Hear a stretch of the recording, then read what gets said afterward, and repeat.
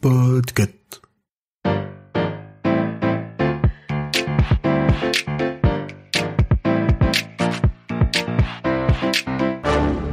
Bonjour, vous avez choisi la réponse D. Mais d'abord écoutez la question.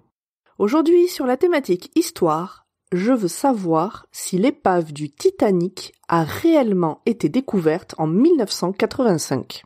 Évidemment, poser la question, c'est aussi donner la réponse. Il semblerait que l'histoire de la découverte de la plus célèbre épave du XXe siècle ne soit pas aussi belle qu'il n'y paraît. Petit retour en arrière. En 1912, le Titanic, paquebot flambant neuf de la White Star Line, quitte les côtes européennes pour rejoindre New York. Le voyage inaugural finit mal. Dans la nuit du 14 au 15 avril, le navire heurte un iceberg, une brèche s'ouvre. En quelques heures, le bateau réputé insubmersible sombre corps et biens dans les eaux froides de l'Atlantique Nord au large de Terre-Neuve. Il n'y avait pas assez de canots de sauvetage à bord, il n'y a que 700 survivants et plus de 1500 morts. Assez rapidement, l'idée de retrouver le Titanic émerge. Mais d'abord, on a du mal à déterminer précisément où se trouve l'épave, et puis surtout dans quel état. Et puis ça paraît trop coûteux, trop fou, bref, impossible. Pour autant, les chasseurs d'épaves ne renoncent pas à retrouver un jour celle du Titanic. Des romans publiés en 1950 et en 1970 imaginent des histoires autour de cette découverte. En 1980, Jack Grimm, un milliardaire texan un peu fou, il a déjà tenté de localiser l'Arche de Noé, lance une expédition. Et puis deux autres en 1980 et en 1983. Jack Grimm dispose de matériel de pointe avec lequel il détecte de grosses pièces métalliques dans la zone supposée du naufrage. Mais les spécialistes doutent publiquement de sa découverte. Arrive le 1er septembre 1985, les premières images du paquebot, enfin de ce qu'il en reste, font surface. L'expédition, dirigée par un Américain, vient de trouver le Titanic par 3800 mètres de fond. L'histoire racontée est alors celle-ci. À l'été 1985, Robert Ballard, un océanographe américain, part en chasse du célèbre navire. La mission est franco-américaine, avec des moyens techniques modernes très pointus, dont un sonar et un petit sous-marin de poche sans pilote. Les Français cherchent d'abord, sans succès. Les Américains prennent le relais presque à la fin du mois d'août. Les jours passent, on arrive à la fin d'expédition.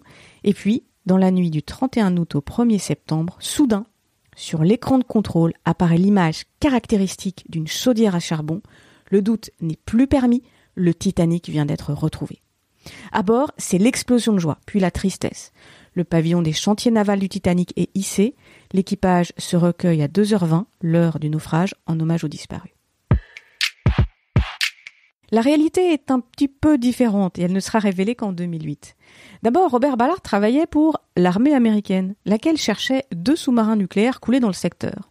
Mais comme l'armée n'avait pas les moyens techniques, elle finance l'expédition de Robert Ballard sur le Titanic à condition qu'il commence par trouver les sous-marins. Une fois que c'est fait, l'Américain passe à la recherche du paquebot. Il prend donc la relève des Français qui, avec leur sonar, ont fait chou blanc. Lui travaille plus rapidement, il étend la zone de recherche et il prend des photos avec son sous-marin. La suite, c'est donc que Robert Ballard découvre la chaudière. Mais est-ce vraiment lui ? En fait, il semble qu'il dormait cette nuit-là et que c'est le Français, Jean-Louis Michel, resté avec lui sur le navire, qui se trouvait derrière les écrans de contrôle.